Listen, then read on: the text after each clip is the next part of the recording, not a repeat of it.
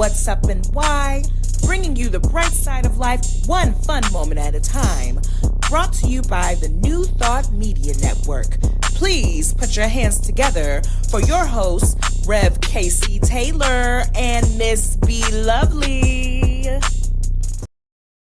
Hey, clap for us, clap for us. Round of applause. Shorty, make them hands clap.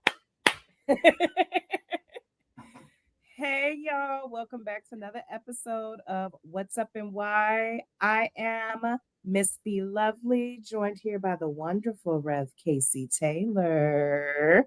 How you be today? I'm good. I got my letting go. What else was to say here? Letting go. Saying no, letting go, and protecting my peace. That's sort of Mahogany Mommies just celebrated their 5-year anniversary, and I picked up a bunch of shirts. This one was one of the classics. I used to rock this shirt back in the day, and I wore it so much it had holes and stains, and so I got rid of it years ago, and I just got me a new one. So I'm out here living my life like it's golden, like we said in our title today.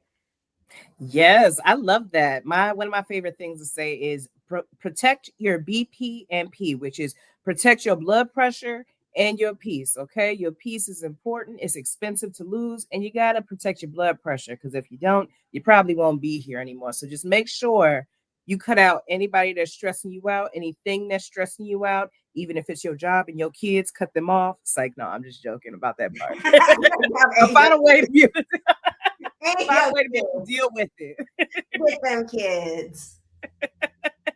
Yes, but I'm feeling really, really good today. You know, the DC, Maryland, Virginia area has been going through weird changes in the weather. It is the first full week of March. We were at 80 degrees this week for 3 days. And now today, it was 80 degrees yesterday. Today, it's snowing. So I'm not sure what's going on with Mother Nature. This thing called global warming is definitely real, because it should not be 80 degrees in the mid-Atlantic in March and then start snowing the next day. Heard. Oklahoma City, very similar situation where it was 80 degrees and hail at the same time. I was standing outside in the 80-degree weather while the hail was falling, and I was like, where does it, and I know, I'm confident science can explain why there is hail in 80-degree weather. There was absolutely tornadoes all over the place. It was a serious situation, and that's why I'm making chili. I told right before we hopped online, I was like, I gotta check out my chili. During that tornado, I had some friends over, and one of them did not eat wheat or soy, and I had some impossible meat that I was gonna put in this egg roll in the bowl. So I was like, well, I'll just make chili with that. And turns out there's chili weather, so win-win. You cannot go wrong with a nice hot bowl of chili when the weather is chilly outside. You see how I did that? Got some sweet potatoes. I had a bunch of leftover vegetables, celery, peppers. Yes, you're gonna invite us over your house to have some chili. Right? Your house to have a bowl of chili. Cooking up chili at 11 a.m. What is wrong with me? I'm grateful that I can. I'm grateful to be living my life like it's golden. As you're asking how we're doing, I just talked about my shirt and gave a shout out to Mahogany Mommies, but in my own personal life, I've been thinking about how I have so much spaciousness, and I'm applying for another full-time job, which is really wild, because I'm like, I really like kicking it, this independence that I got going on, but this job that I'm applying for is 60% remote, so I feel like that it'll still have some version of some independence, and it's at Sisu, the youth shelter where I work, and I love them. They love me. So if I get this job, I know that they would either they would have my back, or they would tell me, hey, this job is not for you. We'll know this right off the bat. So I love that I have this potential opportunity to bring in some extra income and get some health insurance and some dental insurance. Important. And if not, I got some other options to get some health insurance and some dental insurance. It'll be fine. I'm going to be fine. So I love that I'm feeling lovely either way. I've always lived my life with I need this thing to happen and put all of my energy and attention on this thing, instead of really recognizing that if it's for me, it's for me. There's nothing I could do to mess it up. That used to be how it was. I used to be afraid to get on a plane because somebody might call me for a job, like all kinds of stuff like that. And I just one time, I interviewed for Oprah and didn't get it. And I was like, how could I have not gotten this? I was so perfect for it. I would have never worked for Viola if that didn't happen. And I was in such a better place working for Right. Viola than Oprah, which I didn't Yeah. know at the time. So knowing everything that is for me is for me, it's been nice living my life like it's golden. Amazing. We're definitely sending you positive energy. You If know, it's meant for you, whatever's meant for you will not miss you. So, sending you positive energy and hoping to hear some good news. But either way it goes, we know that you're going to be okay because everything always works out in the end for our best good. right? Something that I am like really, really, really excited about. So many great things that's happening in entertainment. Like entertainment is like my jam, one of my favorite things. So if you guys don't know, A Different World is coming back. It's not a reboot. It's a branch off from it, A starting. sequel? It's kind People of a are calling sequel. it a sequel, but do we call it a sequel? I don't know if this is. They call it a sequel, but it's picking up where the last one left off several years, a lot years down the line. So Jada Pinkett Smith revealed that she's going to be reprising her role as Miss Lena James in the new show.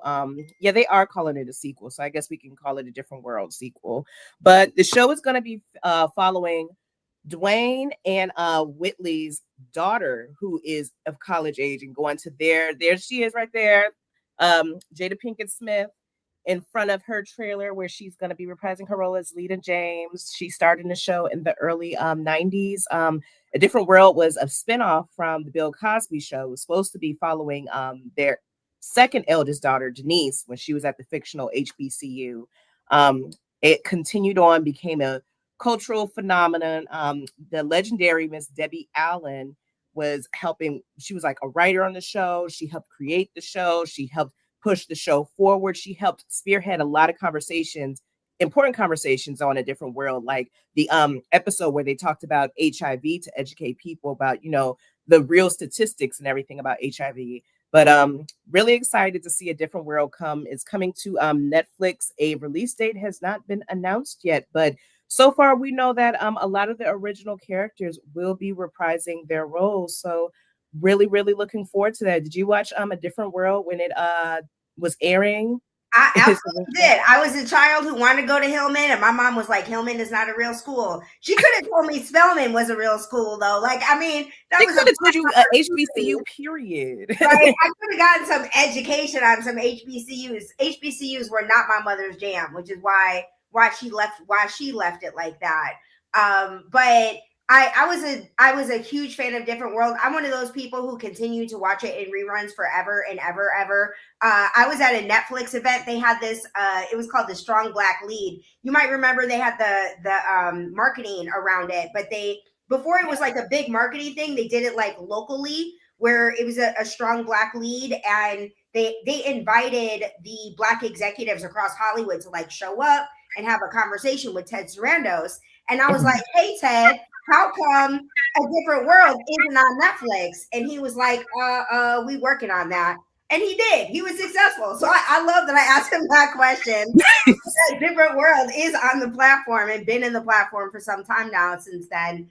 And Felicia, I cannot think of Felicia's last name right now. Rashad? No, the heck, Felicia Pride is the writer of the sequel. And I'm a fan of her. She has this production company called Honey Child. She was a writer on Grey's Anatomy before this. She's got a podcast, NAACP winner.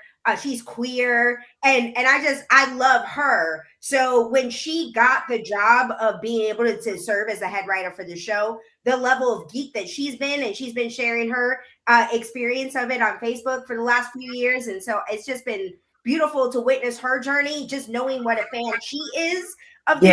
Yeah. And you probably know that what's her name, Lena Waithe, her production company is called Hillman Grad because Yes, because of Hillman. giant fan of A Different World. So Lena Waithe's office is like all different world, like a mural. And I don't know why I forgot to mention this, but like me and Don Lewis of A Different World are homies, specifically because I'm a fan of A Different World. And I just walked up to her at the Ebony Power 100, and I was like, I love the show, and she was like, here's my number. I don't know why, but that's just what happened. And like me and Dawn like hung out. We went on hikes all the time. When I moved to Oklahoma, she's one of the few people who called me to check in, see how I was doing when Woman King came out. So I mean, I have an incredible amount of love for this show. I love that you were the one who brought it up, and I'm telling you, this I'm excited. I didn't even mention my meeting with Debbie Allen, but I'm not going to get into that right now.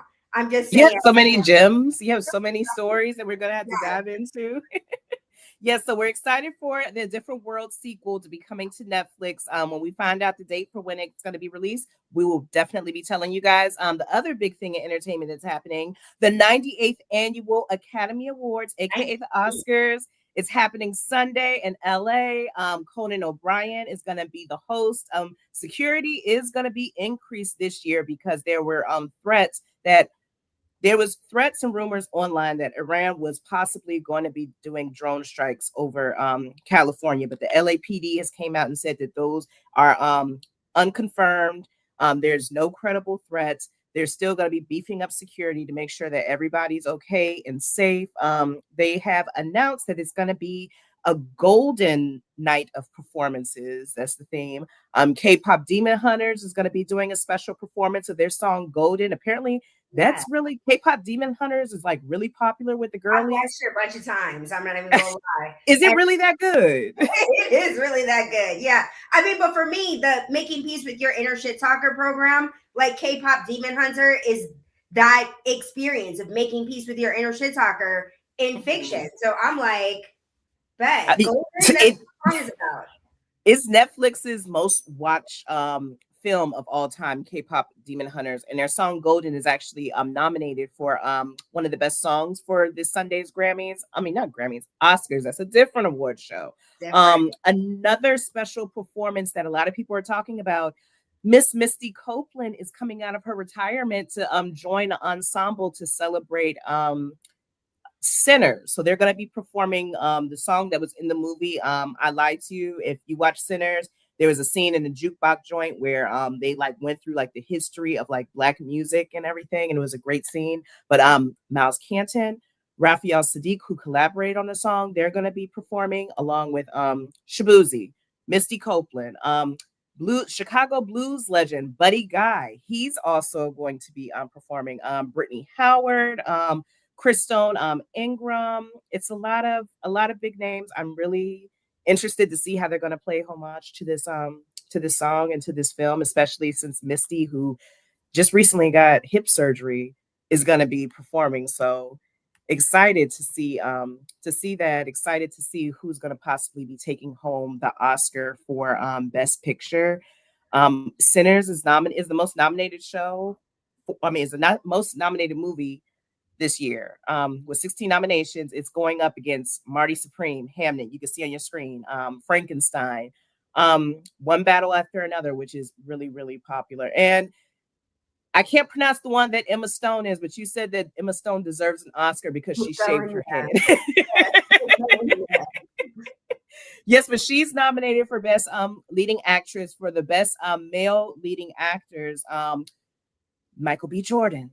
Wishing him all the best because he is nominated for his roles in Sinners. I said plural because he played three different roles. He played a set of twins and then one twin who turned into a vampire. So those are three separate people.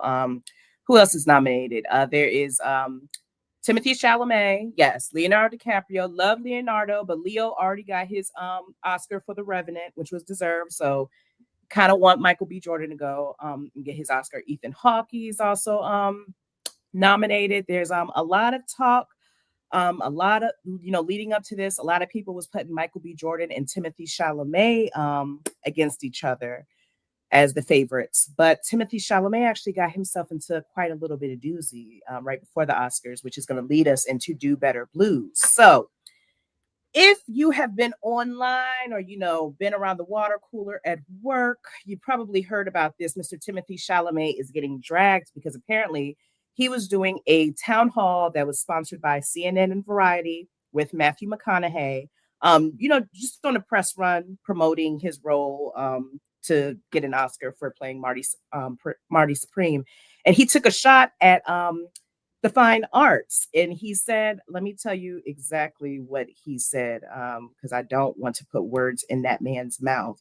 But he said, I don't want to be working in ballet or opera where it's like, hey, keep this thing alive, even though no one cares about this anymore. Where to which he started laughing. And although he did say, all respect to ballet and opera people out there, I just lost 14 cents in viewership. And people have been dragging him from hell and back, saying that he was disrespectful to those two art forms. You had multiple opera companies, I mean, ballet companies and national opera boards coming at him saying it was disrespectful, which is kind of ironic because he graduated from LaGuardia High School, which is a fine arts school where he, performed in theater and that type of stuff. So I just want to say just because something is not important to you or you're not a fan of it doesn't mean that it's not important to other people. There are multiple different forms of art. There's different things for different people. And just because you don't see the importance in ballet and opera doesn't mean that it's a dying art or that no one cares about it. Actually, people do care about it. It costs a lot of money to be able to attend an opera or a ballet. And on top of that, it takes a level of talent, of professionalism, to be able to go on those stages to perform a whole ballet. I took ballet classes when I was a child and in college. Let me tell you, it may look easy. Ballet is hard. And the ballet dancers, they put their bodies on the line. The opera singers, they put their voices on the line to perform for the masses and stuff. And I just think that in any type of art form, even if you're not a fan of it, you should still give it the respect that it deserves because art, in my opinion, I don't think art should be judged because it's an expression of people's feelings, their emotions, their lived experiences, and it should be respected even if you don't have anything nice to say. Like our parents used to say as a kid, keep them thoughts to yourself. And even though the Oscar voting period ended right before he made those comments, I think it's gonna hurt him down the line in Hollywood because you got Jamie Lee Curtis coming after him. You have Misty Copeland coming after him, who was promoting his movie Marty Supreme, Misty Copeland. So to turn around and disrespect ballet, and she's like a highly regarded ballet dancer, he done found himself in a lot of trouble. So we're gonna tell Mr. Timothy Chalamet, do better, okay? Do better, sir. Yes, do better. So we've got to give reverence to all the art forms, and in giving reverence, I actually identified. I mentioned this earlier how I applied for this job at Sisu and how I know and trust the right and perfect outcome is coming about, whether it is or isn't for me. And I love that I get an opportunity to give this organization reverence, whether or not I get any job there, because it really is about the contribution that they make to the community that I have so much respect for as funds are getting cut and slashed, that this organization does everything that it can to not just like support the youth, the clients, homeless youth in the community, getting them housed and clothed and fed, and providing them with enrichment opportunities for success. I do my Making Peace with Your Inner Shit Talker program there on Wednesdays. And what inspired me to give reverence to them today is when I was in the group yesterday talking about this concept of making peace with your inner shit talker, one of the youth brought up how Carl Jung's work of embracing the shadow side and Mm-hmm. spoke to wholeness and like really I got a little echo behind me, Miss B Lovely. Really Is spoke, this yeah, this youth really, it was a trans woman who spoke about the psychology of the shadow side, and I was really like, I mean, I literally wrote this book and I could not speak to Carl Jung's philosophy in the same way that this youth just like rolled off in the middle of our group in the middle of the shelter. And it really made me think about how there are so many talented youth in our community that are disregarded and discarded specifically because of their identity. And so it one broke my heart, but also made me incredibly grateful for the fact that this youth has a roof over their head, that they have access to food, that they've got access to resources, and this organization does such an incredible job of helping them transition into independent living, that I know that one is going to do just fine. When you know Carl Jung philosophy, those ones, they always transition to independent living just fine. I'm confident that they're in the situation that they're in specifically because of their identity, because Oklahoma City is not at all kind to trans people. And Sisu's whole vision is an LGBT affirming organization. And when I first arrived, I was like, y'all are great with queer folks, but there's a lot of black men coming in here that get treated a certain kind of way just being black men. And I was there maybe like a month when I said this the very first time to a supervisor, and she heard me. The entire shelter has just transformed substantially since then. There's a more diverse workforce. They hire people who are second chance as well, people who have been formerly incarcerated, and they can really connect with the youth in a way that I couldn't. I've never been to jail before, versus like they know what it's like to get to the other side of that and know the challenges of getting your life together when you have something on your record. So I just really got to respect the fact that this organization is a second chance employer, for the fact that they really not only highlight diversity, but also look at their own blind spots and hire outside consultants to come in and train the staff to make sure that the staff are well suited to meet and serve the youth a variety of different identities. So shout out to Sisu Youth in Oklahoma City. Yeah, shout out to them.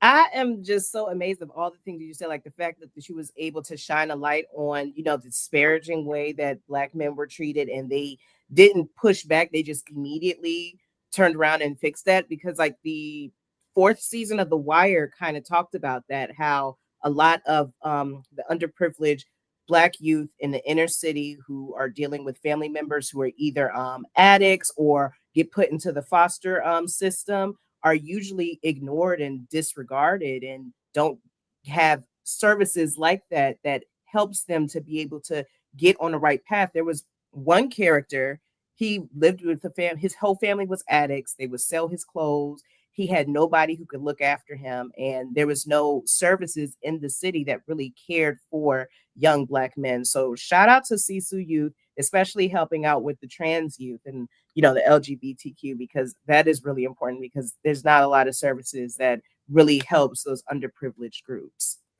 I really have to make to the fourth season of The Wire. I told you I do not have HBO Max these days. One day I will get it, and I will finally catch up on The Wire. Yeah. I just read today how data has demonstrated that Black children and white children who enter into the foster care system, that Black children are more likely to be removed from their family situations faster, and also less likely to get permanent placement. And so like this is the data. And I don't know, we're in this place where I'm grateful that Sisu does what it does.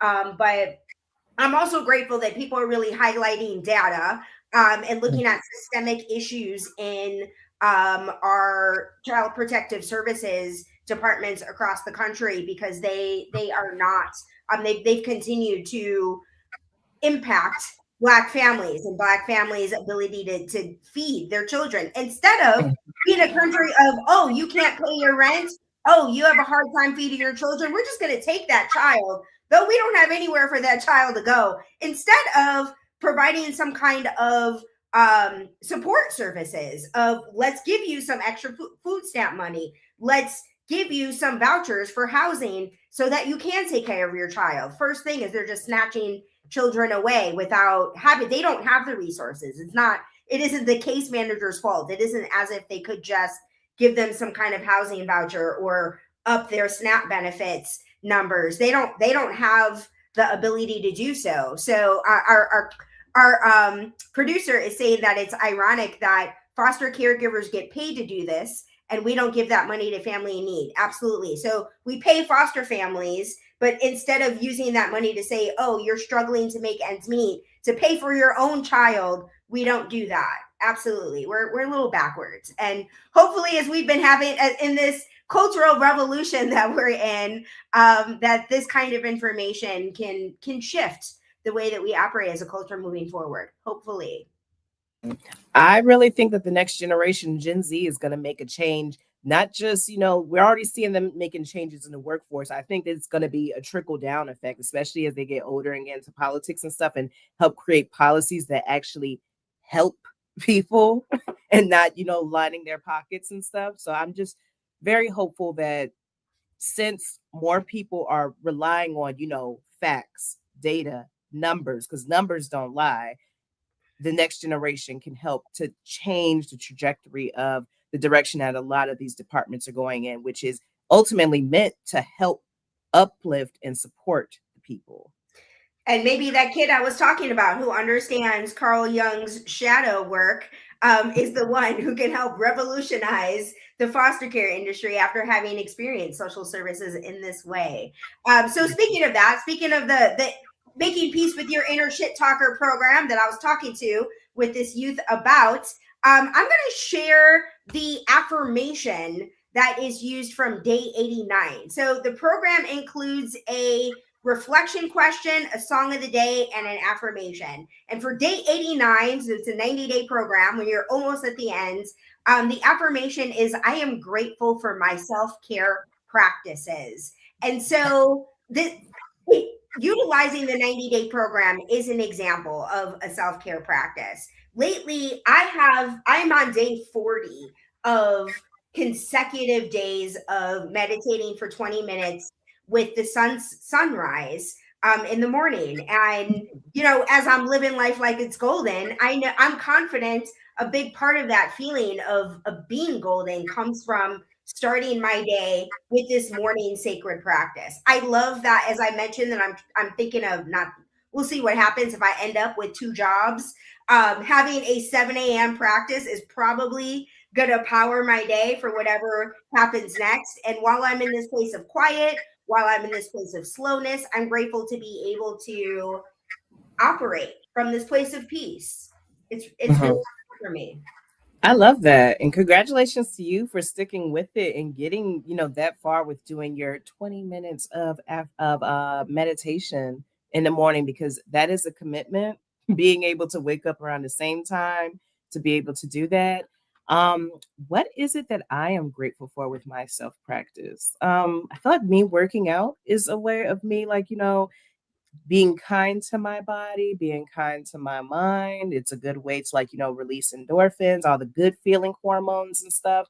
But I also value the fact that I know when to cut off certain things so that I can protect my peace. Like my cutoff game is strong because I got to protect my peace. Okay. So Yes. we want you guys to think about, what is your favorite self care strategy? And if you don't have one, maybe we can implore you to explore, okay? Explore your mind, explore your body, and figure out, okay, what makes me feel good and gets me to a place of peace. I love that invitation of explore, how it doesn't need to be a 7 a.m. sunrise meditation. It's really about what works best for you. Sunrise meditations were not my thing for a good 20 years. And here I am suddenly finding it that it's a practice that works for me in this season of my life. We'll see how long I stick with it. But this is my self care practice now. I would love to be on my workout game. I started it in February and fell all the way off, and I'll probably tell you more about why in the next episode. We'll get there. So that gives us a reason to stay tuned, to be continued for next week. As we are in the final minute, Miss B Lovely, do you have any gems to drop for us? Would you like to pray us out, or would you like me to pray us out? I would love you to pray us out. I don't have any gems, but I want to end on this note. Let's go, Michael B. Jordan. I hope that you win the Oscar. Okay. I've been rooting for you. You did a phenomenal job with Sinners. Okay. And I hope that Ryan Coogler walks away with the best original screenplay, because Sinners is a beautiful movie. Hopefully he gets best picture as well. But we will see, and we will bring you guys the results next week. All right, I'm looking forward to our next week episode, dropping all kinds of secrets and Oscar info. All right. So wherever we are in the world, whether we are watching this live or after the fact, I invite us just to take a moment and to settle into our bodies. knowing that this is a great self care practice to simply have gratitude for our bodies, have gratitude for the breath that flows easily and effortlessly, for the ways in which our body is working. We are fully mobile, have access to our five senses when in whatever ways our bodies are working. I just invite us to celebrate it now and to trust and know that we received whatever wisdom and clarity and light and fun was needed from this experience of engaging in what's up and why. And I'm grateful to trust and know that we go out into the world spreading our light. And in gratitude, I invite us all to affirm this prayer in whatever way you are most comfortable in closing prayer. I choose to close by saying, and so it is. Amen. Thank you for that prayer. And thank you guys for joining us for another episode of What's Up and Why, bringing you the bright side of life, one fun moment at a time. We will be back same time, same place. So make sure you join us. Make sure you click like and subscribe. And we will see you guys next week. I'm Miss Be Lovely. And I'm Rev Casey Taylor. Have the best week ever.